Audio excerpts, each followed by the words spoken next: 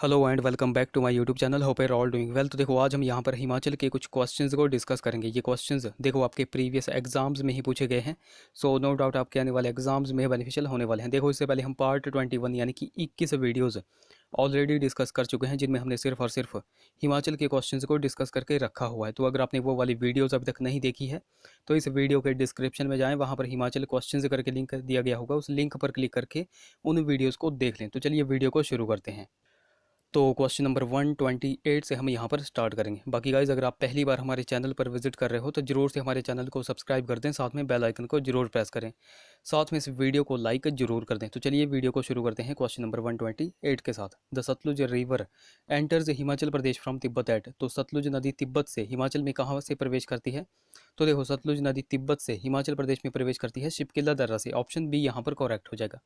अब देखो आपको भी पता है आजकल जो है तो एग्जामिनर क्वेश्चंस को डे बाई डे टफ कर रहे हैं। अब टफ करने की सेंस क्या है? अब देखो टफ करने की सेंस क्या है, मैं आपको बताता हूँ। देखो जैसे सतलुज नदी है, सतलुज नदी की टोटल लेंथ अगर आपसे पूछ ली जाएगी तो टोटल लेंथ आप सभी को पता होगी कि 1448 किलोमीटर की टोटल लेंथ है। पर देखो एग्जामिनर डे बाई डे जो है तो इन क्वेश्चंस को टफ कर रहे हैं। तो टफ करने की सेंस यहाँ पर बन जाती है कि अगर आपसे पूछ लिया जाएगा कि सतलुज नदी की टोटल लेंथ हिमाचल प्रदेश में कितनी है, तब आप बताओ। तो देखो सतलुज नदी की टोटल लेंथ हिमाचल प्रदेश में है 320 किलोमीटर। 320 किलोमीटर।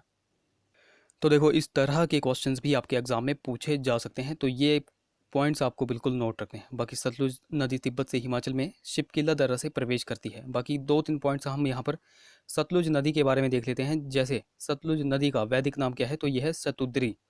इसकी सहायक नदियाँ कौन कौन सी हैं जो कि अक्सर एग्जाम में पूछी जाती हैं? तो सहायक नदियाँ हैं बसपा हो गई, स्पीति हो गई, नोगली खड्ड हो गई, मुलगांव हो गई। देखो मुलगांव अक्सर एग्जाम में पूछी जा रही है। मुलगांव नदी यह जो है तो किसकी सहायक नदी है? तो यह सतलुज की सहायक नदी है। उसके बाद गंबर खड्ड हो गई, अली खड्ड हो गई, ये सारी की सारी सतलुज नदी की सहायक नदियाँ हैं। ओके। कुछ फेमस हाइड्रो इलेक्ट्रिक प्रोजेक्ट भी सतलुज नदी के ऊपर बनाए गए हैं जो कि आपको पता होने चाहिए। जैसे संजय विद्युत परियोजना, यह किस नदी पर बनाई गई है? सतलुज नदी पर। नाथपा झाकड़ी परियोजना किस नदी पर है? सतलुज नदी पर। बसपा विद्युत परियोजना किस नदी पर है? सतलुज नदी पर। उसके बाद करछम वांगटू परियोजना किस नदी पर है? सतलुज नदी पर। शौंग टोंग परियोजना किस नदी पर है? तो ये भी सतलुज नदी पर है। तो ये कुछ इंपॉर्टेंट पॉइंट्स आपको यहाँ से नोट रखने हैं, ये हर बार एग्जाम में पूछे जाते हैं। Next question. The Suraj Tal lake is located in which district of Himachal Pradesh. तो सूरज ताल हिमाचल प्रदेश के किस जिले में स्थित है? अब देखो सूरज ताल झील हो गई, चंद्रताल झील हो गई, यह लाहौल स्पीति में स्थित है। ऑप्शन ए यहाँ पर देखो बिल्कुल करेक्ट हो जाएगा। अब देखो ऑप्शन बी में शिमला दे के रखा है, तो शिमला में कौन कौन सी झीलें हैं? तो शिमला में एक तो हो गई कराली झील। कराली, देखो कराली और करेरी में आपको कंफ्यूज नहीं होना है। करेरी झील कहाँ पर है? तो ये कांगड़ा डिस्ट्रिक्ट में है। और कराली झील कहाँ पर है? तो ये शिमला डिस्ट्रिक्ट में है। ओके। एक तो हो गई कराली और एक हो गई गढ़कुफर, ये दो जो है तो कहाँ पर हैं? तो ये शिमला में है। आगे किन्नौर की बात करें, किन्नौर में कौन कौन सी झीलें हैं? तो देखो किन्नौर में कौन कौन सी है?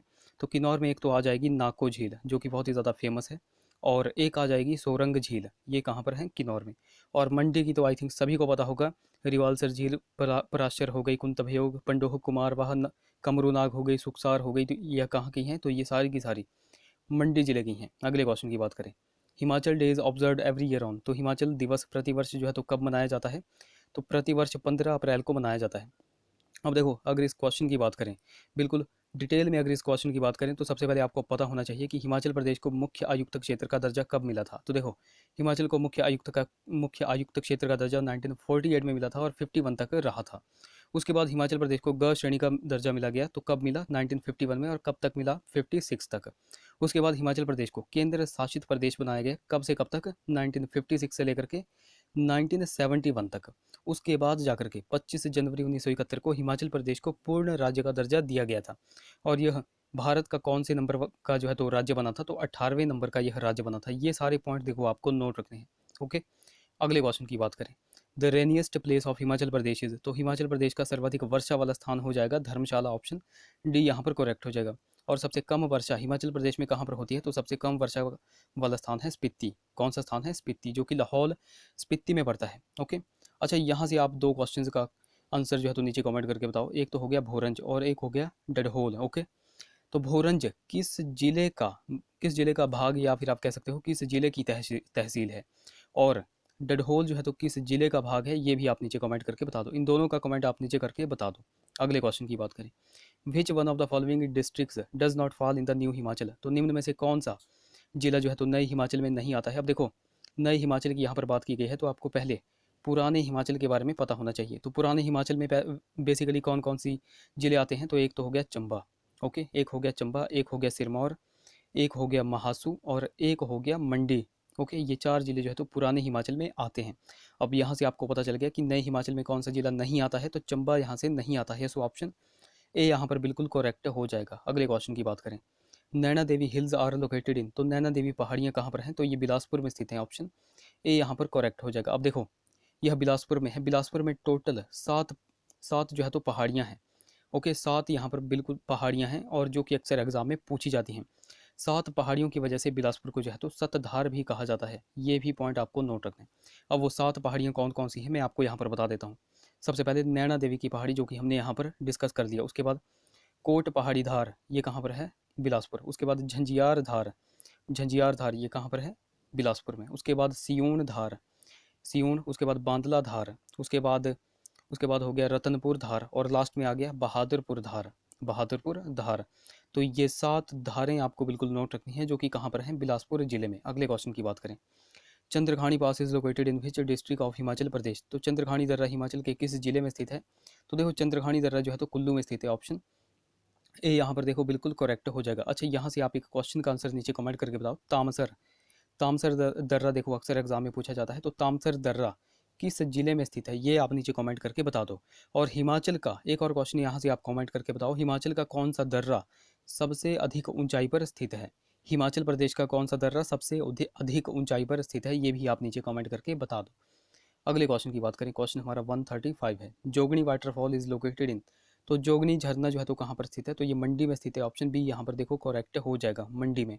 अब देखो मंडी में जो है तो एक तो हो गया जोगनी झरना, एक हो गया तत्तापानी झरना, ये 2 झरने आपको जो है तो मंडी के बारे में बिल्कुल नोट रखने हैं। ओके, अच्छा शिमला के बारे में देखो क्वेश्चंस बनता है, एक तो हो गया ज्योरी झरना, ज्योरी झरना, और एक हो गया चैडविक झरना। ओके, चैडविक झरना। अब देखो एग्जामिनर यहाँ से आपको कंफ्यूज कैसे करता है।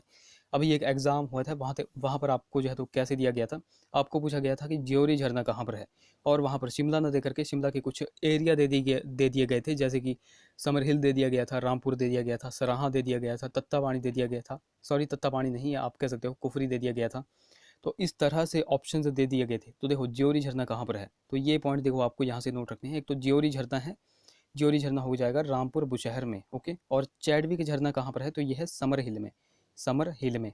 ये पॉइंट देखो यहाँ से आपको नोट रखना है। अगले क्वेश्चन की बात करें, क्वेश्चन हमारा 136 है, which of the following was the oldest princely state of Himachal Pradesh, तो हिमाचल प्रदेश का सबसे पुराना रियासती राज्य कौन सा था, तो देखो सबसे पुराना रियासती राज्य था त्रिगर्त। ऑप्शन ए यहाँ पर देखो बिल्कुल करेक्ट हो जाएगा, 136 का ऑप्शन ए करेक्ट।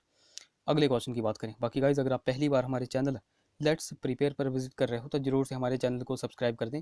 बाकी अभी तक अगर आपने हमको टेलीग्राम इंस्टाग्राम पे फॉलो नहीं किया है तो वहाँ पर जाकर के फॉलो कर दें, लिंक आपको डिस्क्रिप्शन में मिल जाएगा। बाकी देखो कई बार लिंक चलता नहीं है, तो आपको सिंपली टेलीग्राम पर जाना है और @लेट्स प्रिपेयर 2 सर्च करना है। इसी प्रकार आपको जो है तो इंस्टाग्राम पे भी करना है। क्वेश्चन हमारा 137 है, who was supposed to be the first king of Kinnaur, तो किन्नौर का प्रथम राजा कौन माना जाता है, तो यह कृष्ण के पुत्र प्रद्युम्न को माना जाता है। ऑप्शन बी यहाँ पर देखो करेक्ट हो जाएगा। अब देखो यहाँ से भी क्वेश्चन से पूछे जाते हैं। अब देखो प्रद्युम्न ने बुशहर राज्य की स्थापना की थी, किसकी, बुशहर राज्य की स्थापना किसने की थी, तो ये की थी प्रद्युम्न ने। ओके, प्रद्युम्न ने। और राजधानी इसने किसको बनाया था, तो राजधानी इसने कामरू को बनाया था, कामरू को। अब देखो यहाँ से क्वेश्चन क्या पूछा जाता है, अब पूछा जाएगा कि कामरू से राजधानी सराहा को स्थानांतरित किसने की, तो कामरू से राजधानी सराहा को स्थानांतरित की थी राजा चतर सिंह ने। किसने, राजा चतर सिंह ने। फिर उसके बाद क्वेश्चन पूछा जाता है कि सराहा से क्या पूछा जाएगा, सराहा से रामपुर, रामपुर राजधानी किसने स्थानांतरित की, तो रामपुर की थी राजा राम सिंह ने, राजा राम सिंह ने। तो ये 3-4 पॉइंट्स आपको यहाँ से नोट रखने हैं, ये अक्सर एग्जाम में पूछे जाते हैं। बाकी गाइज अगर आपको वीडियो अच्छी लग रही होगी तो जरूर से इस वीडियो को लाइक कर दें। क्वेश्चन हमारा 138 है, who founded the ruling dynasty of Hindur, तो हिंदूर के शासक वंश का संस्थापक कौन था। हिंदूर रियासत जो है तो किस रियासत से अलग हुई थी, तो यह बिलासपुर रियासत से अलग हुई थी, और इस रियासत का संस्थापक था अजीत चंद। ऑप्शन डी यहाँ पर करेक्ट हो जाएगा। अब देखो कई बार जो है तो इसको प्रोनाउंशिएट करके अजय चंद भी लिखा आ जाता है, तो यहाँ पर आपको कन्फ्यूज़ नहीं होना है, या फिर अजय चंद या फिर अजीत चंद, ओके, कुछ भी यहाँ पर दे दिया जा सकता है। अगले क्वेश्चन की बात करें, Rang Mahal of Bilaspur was constructed during the reign of, तो बिलासपुर के रंग महल का निर्माण जो है तो किसके शासनकाल के दौरान हुआ था? तो देखो बिलासपुर के रंग महल का निर्माण जो है तो विजय चंद के शासनकाल के दौरान हुआ था। और विजय चंद ने बिलासपुर के रंग महल का निर्माण जो है तो कब करवाया था? तो 1900 ईस्वी में जो है तो इसने करवाया था। ओके, ये पॉइंट देखो यहाँ से आपको नोट रखना है, कब करवाया था? 1900 ईस्वी में। अच्छा, एक और महल है बिलासपुर में, धौलरा महल। क्या है? धौलरा महल। अब धौलरा महल कहाँ पर है? तो ये बिलासपुर में है, ये आपको पॉइंट पता चल गया। अब इसका निर्माण किसने करवाया था? तो धौलरा महल का निर्माण करवाया था दीपचंद ने। किसने? दीपचंद ने। ये पॉइंट देखो यहाँ से आपको नोट रखना है, किसने करवाया था? दीपचंद ने। ओके, अगले क्वेश्चन की बात करें, क्वेश्चन हमारा 140 है, the capital of Kutlehar state was at, तो कुटलहड़ राज्य की राजधानी थी कोट कहलूर, ऑप्शन सी यहाँ पर करेक्ट हो जाएगा। कई बार एग्जाम में बहुत बार क्वेश्चन पूछा जाता है कि कुटलहड़ रियासत का संस्थापक देखो कौन था, तो संस्थापक था जसपाल। कौन था? जसपाल। ये पॉइंट देखो यहाँ से आपको नोट रखना है। अगला क्वेश्चन, वेयर वॉज इंडो पाक शिमला एग्रीमेंट 1972 कंक्लूडेड, तो भारत पाक शिमला समझौता 1972 कहाँ पर संपन्न हुआ था? तो ये शिमला के बर्नेस कोर्ट में जो है तो संपन्न हुआ था। सो ऑप्शन ए यहाँ पर बिल्कुल करेक्ट हो जाएगा। अगले क्वेश्चन की बात करें, क्वेश्चन हमारा 142 है, when was the Sirmaur Prajamandal founded, तो सिरमौर प्रजामंडल की स्थापना देखो कब हुई थी? अब देखो, अगर यहाँ पर पूछा जाता कि सिरमौर सिरमौर रियासत सिरमौर रियासत प्रजामंडल की स्थापना, तो देखो अगर यहाँ पर पूछा जाता कि सिरमौर रियासत प्रजामंडल की स्थापना कब हुई थी, तो ये हुई थी 1934 में। बट यहाँ पर क्या पूछा गया है? सिरमौर प्रजामंडल की स्थापना। तो देखो सिरमौर प्रजामंडल की स्थापना हुई थी 1939 में। सो ऑप्शन ए यहाँ पर करेक्ट हो जाएगा। अब देखो यहीं से एक क्वेश्चन बनता है कि हिमालयन रियासती प्रजामंडल की स्थापना कब हुई थी, तो ये भी 1939 में ही हुई थी। ये 2-3 पॉइंट यहाँ से आपको नोट रखने हैं। अगला question, who headed the Himalayan प्रांत provisional government set up in 1948, तो 1948 में स्थापित हिमालयन प्रांत प्रोविजनल गवर्नमेंट की अध्यक्षता किसने की थी? तो अध्यक्षता की थी शिवानंद रमौल ने। ऑप्शन डी यहाँ पर करेक्ट हो जाएगा। ओके, अगले क्वेश्चन की बात करें, क्वेश्चन हमारा 144 है, Rewalsar is the birth place of, तो रिवाल्सर जो है तो किसका जन्म स्थान है? कई बार एग्जाम में क्वेश्चन पूछा जाता है कि रिवाल्सर से किन का संबंध है, या फिर किन का संबंध है, या फिर किसका जन्म स्थल है? तो ये हो जाएगा पद्म संभव। ऑप्शन डी यहाँ पर देखो करेक्ट हो जाएगा। Option D correct. अगले क्वेश्चन की बात करें, क्वेश्चन हमारा 145 है, temple of Baglamukhi is located near, तो बगलामुखी का मंदिर किसके समीप स्थित है? पहली बात तो बगलामुखी का मंदिर जो है तो किस डिस्ट्रिक्ट में है? तो यह कांगड़ा डिस्ट्रिक्ट में स्थित है। और कांगड़ा में कहाँ पर है? तो यह देहरा के निकट स्थित है। सो ऑप्शन ए यहाँ पर देखो बिल्कुल करेक्ट हो जाएगा। 145 का ऑप्शन ए करेक्ट। अच्छा, यहाँ से आप एक क्वेश्चन का आंसर नीचे कमेंट करके बताओ, आशापुरी आशापुरी टेम्पल कहाँ पर है? ये क्वेश्चन अक्सर एग्जाम में पूछा जा रहा है, तो ये आप नीचे कमेंट करके बता दो। ओके, अगले क्वेश्चन की बात करें, क्वेश्चन हमारा 146 है, द गद्दीज आर, तो गद्दी होते हैं एक विवाही। ऑप्शन ए यहाँ पर करेक्ट हो जाएगा। अगला question, Arki school of paintings florist in the princely state of, तो चित्रकला की अर्की शैली किस रियासत के राज्य में, किस रियासती राज्य में समृद्ध हुई थी? तो अर्की जो है तो भागल राज्य में समृद्ध हुई थी। ऑप्शन डी यहाँ पर करेक्ट हो जाएगा। एक अर्की शैली हो गई, एक बशौली चित्रकला हो गई, बशौली शैली, एक कांगड़ा चित्रकला हो गई, कांगड़ा कांगड़ा पेंटिंग्स आप कह सकते हो, एक चंबा चंबा चित्रकला हो गई। तो ये 3-4 जो है तो शैलियाँ हैं जो कि समृद्ध हुई थी किस किस स्टेट में, वो मैंने आपको यहाँ पर बता दिया। क्वेश्चन हमारा 148 है, विच district of Himachal Pradesh is famous for salt mines, तो हिमाचल प्रदेश का कौन सा जिला नमक की खानों के लिए प्रसिद्ध है? तो नमक की खानों के लिए मंडी जो है तो फेमस है। ऑप्शन डी सी यहाँ पर करेक्ट हो जाएगा। मंडी में जो है तो गुम्मा और द्रंग की खाने जो है तो फेमस है, गुम्मा और द्रंग की खाने। अगले क्वेश्चन की बात करें, क्वेश्चन 149 है, great Himalayan national park is located in which district of Himachal Pradesh, तो great Himalayan national park Himachal के किस जिले में स्थित है? सबसे पहले आपको पता होना चाहिए कि हिमाचल प्रदेश में टोटल कितने नेशनल पार्क हैं? तो टोटल हैं 5। वह कौन कौन से हैं? एक तो हो गया ही ग्रेट हिमालयन नेशनल पार्क, दूसरा हो गया इंद्रकिला नेशनल पार्क, तीसरा हो गया खीर गंगा नेशनल पार्क, चौथा हो गया पिन घाटी नेशनल पार्क, और पांचवा हो गया सिंबलवाड़ा नेशनल पार्क। और ये जो मैंने आपको 3 यहाँ पर बताए, great Himalayan national park, Indrakila और खीर गंगा, ये कहाँ पर हैं? तो ये कुल्लू डिस्ट्रिक्ट में स्थित हैं। तो यहाँ से आपको पता चल गया कुल्लू में कितने नेशनल पार्क हैं? टोटल 3 हैं। कितने हैं? 3 हैं। और पिन घाटी कहाँ पर है? तो यह लाहौल स्पीति में है। और सिंबलवाड़ा कहाँ पर है? तो यह सिरमौर में है। यहाँ से भी 2 क्वेश्चन बनते हैं कि सबसे बड़ा कौन सा है, तो सबसे बड़ा नेशनल पार्क है ग्रेट हिमालयन नेशनल पार्क, जो कि कुल्लू में है, और सबसे छोटा है सिंबलवाड़ा, जो कि सिरमौर में है। तो आई थिंक सभी को आपको पता चल गया कि ग्रेट हिमालयन नेशनल पार्क कहाँ पर है, तो यह कुल्लू में है। ऑप्शन डी यहाँ पर करेक्ट हो जाएगा। क्वेश्चन हमारा 150 है, जो कि हमारा लास्ट क्वेश्चन है। In which year Nathpa Jhakri hydel project was launched. तो नाथपा झाकड़ी जल विद्युत जल परियोजना किस वर्ष प्रारंभ हुई थी। अब देखो ये मुझे इंपॉर्टेंट क्वेश्चन लगा। ओके, ये यहाँ पर क्वेश्चन इंपॉर्टेंट है, ये आप बिल्कुल नोट करके चलो। नाथपा झाकड़ी जल परियोजना जो है तो किस वर्ष प्रारंभ हुई थी। देखो सबसे पहले आपको पता होना चाहिए।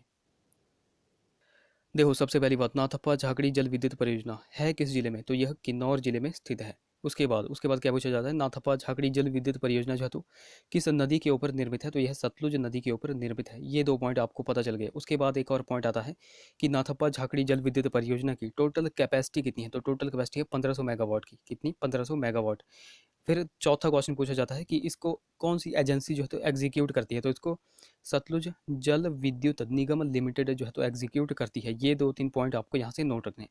फिर 2 अगर पॉइंट और अगर बात करें जो कि एग्जाम में बन सकते हैं। ओके, आपको पता ही होगा कि एग्जामिनर क्वेश्चंस को डे बाय डे टफ कर रहे हैं, तो यहाँ से आपसे क्वेश्चन पूछा जा सकता है कि नाथापाड़ झाकड़ी जल विद्युत परियोजना जो है तो क्या यह सिर्फ और सिर्फ राज्य की परियोजना है, तो नहीं, यह जो है तो केंद्र और राज्य इन दोनों की संयुक्त एक परियोजना है। ये पॉइंट यहाँ से आपको नोट रखना है। एक और क्वेश्चन यहाँ से बन सकता है कि किस बैंक के सहयोग से नाथपा झाकड़ी जल विद्युत परियोजना को जो है तो शुरू किया गया था, तो वर्ल्ड बैंक के सहयोग से, विश्व बैंक।